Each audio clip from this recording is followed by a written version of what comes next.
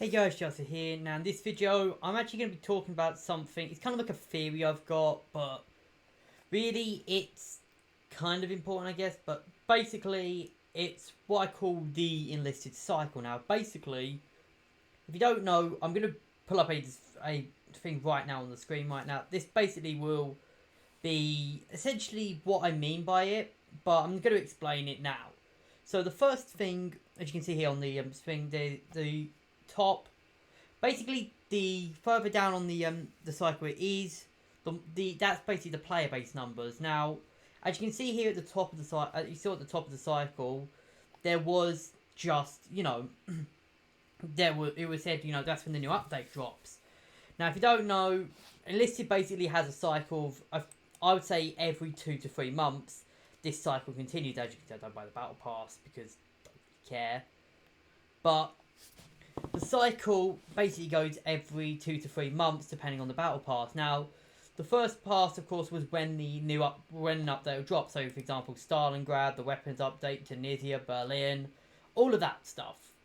Yeah, or Armored Train, whatever it was called. But basically, oh, I forgot about this. Sorry about that. So basically, it's when these updates drop, and it's essentially saying, look, these are the new these new updates have dropped.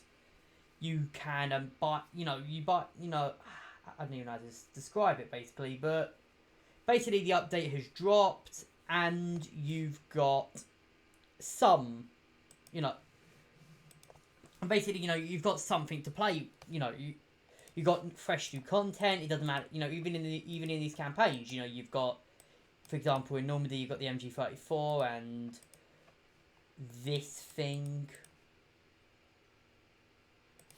Whereas with the and of course you've got the new tanks. Obviously in Berlin you've got the MP43 and like the FAE for the Soviets. Moscow's got like the F2 or something, whatever it was. Tunisia has some new tanks. Basically stuff like that. Next is the kind of the next few days after the weeks after the update drops. Which is probably where we're at the moment.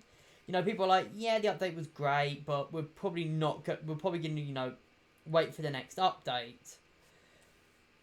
And it was like this with Armored Train. I remember when Armored Train first came out. I played a lot of the Armored Train game mode. I'll try and find it. I played a lot of CeeLo back in the day, back when it was just CeeLo and it was the Allies attacking, the Axis defending. I played a lot of that back in the day on custom matches.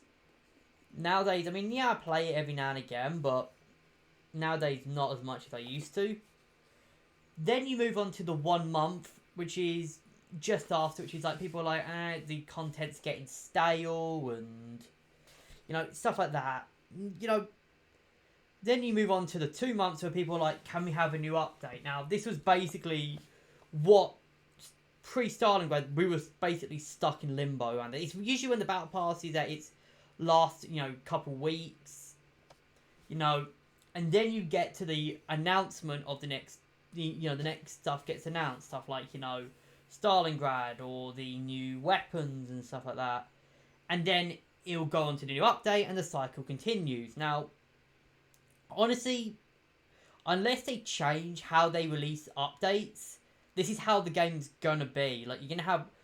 Now, obviously, you will get occasional, Twitch drops where people will be watching the game a lot on Twitch, but that's kind of more like an anomaly to the chart. But yeah, I think that's about it, really. All I can say about this. There's nothing.